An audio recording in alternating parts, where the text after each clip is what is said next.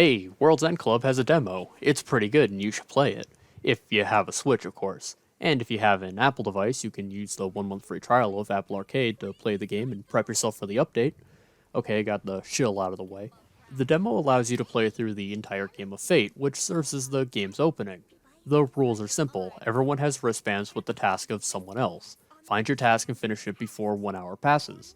It's a strong opening, if a bit familiar to those acquainted with Uchikoshi and Kodaka works, but it is interesting in that you can fail. There's a number of ways to lose the game of Fate, some likely, some unlikely, and because I have curiosity and no self control, I decided to find the ways that you can lose, in the event that anyone else finds it interesting. Now, is this just a method of me to hold off working on other more complicated videos like the near one that's been hanging over my head for 2 weeks? Probably. Also, this video will contain spoilers for the demo, but nothing beyond that, so no worries there. The first way to fail is probably the one most people will see, but when Aniki asks you to team up with him on a casual playthrough, you're gonna wanna avoid him. Look, I get it, the game just started, you're very trusting, that's a good quality.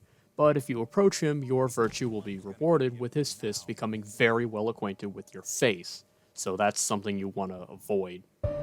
Man, you're gullible. You shouldn't be so trusting. I thought you were smart. It's why I wanted to take you out first. But it looks like I had you all wrong.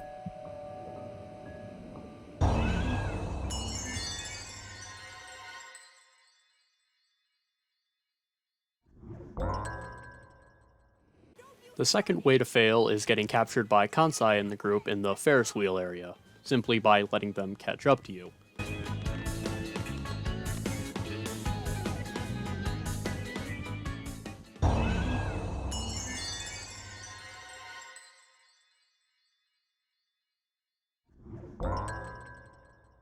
There is no variation for getting caught in the balancing beam, though the animation does look a little goofy here. Interestingly, letting Kansai catch up to you while on the dolphin bicycles doesn't actually cause anything to happen. He just gently pushes you to the end, which doesn't even matter since you need to pedal on your own to end the sequence. Oh, weird. The third way is the most traditional game over by far. Is simply miss the jump at the end of the balancing beam. Raicho has many qualities, but surviving falls from obnoxiously great heights isn't one of them. The next way to fail is by allowing Mojon to finish his task by letting him ride the Ferris wheel in the red gondola. Preventing him from doing so requires going underneath the Ferris wheel and short-circuiting the power supply, a task that'll maybe take 20 seconds. For the gondola to make it all the way around and do a full cycle, it takes about 4 minutes. So yeah, it shouldn't really be an issue casually. Is this the end?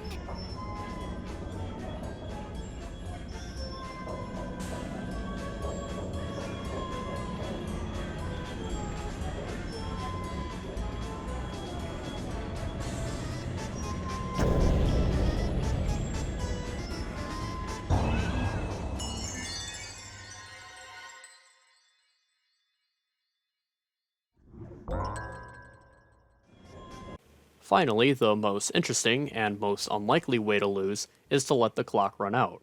Right after the rules are introduced, the game has an on-screen countdown that ticks down in real time. This only applies to when you're playing, not when you're reading dialogue, and the clock likes to jump around and always in your favor. So most people will be able to finish the game of Fate with at least 45 minutes left on the clock. However, should you, for whatever reason, use too much time, you will be treated to a game over. Due to the true nature of Raicho's task, that being hugging one of the boys 10 minutes before the time limit, you actually will receive your game over once 10 minutes are left on the clock, which is a nice touch. Also, based on the top screen, the Game of Fate doesn't advance at all. Based solely on time-based tasks, the winner of the Game of Fate would be Chuko, as Raicho's elimination at 10 minutes would eliminate Genu, thus preventing Pai from winning at the 9-minute mark. And Chuko's task at the 8-minute mark would end the game before Kansai and Tatsune could complete their tasks at the 7 and 6-minute marks respectively. I'm stalling here because, man, waiting for this clock to run out is boring.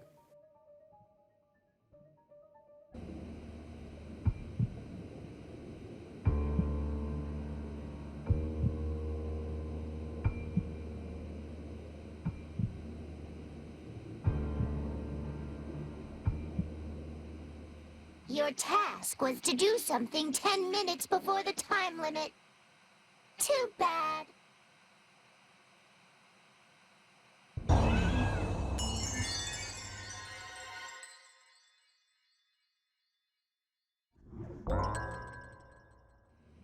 And no, there is no special dialogue from Penelope for running out of time during the Aniki chase. I was hoping there would be different dialogue after Rachel's task was revealed, but no dice there. Your task was to do something 10 minutes before the time limit. Too bad.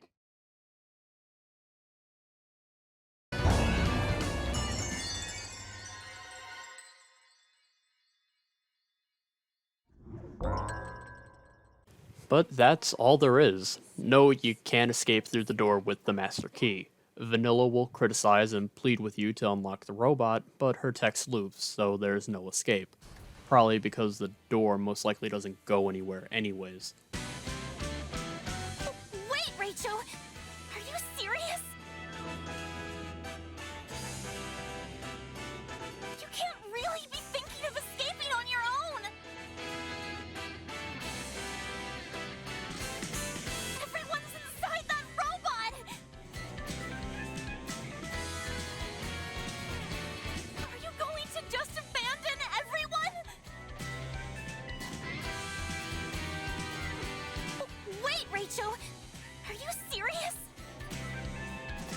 So that's all the ways to lose the game of Fate in World's End Club.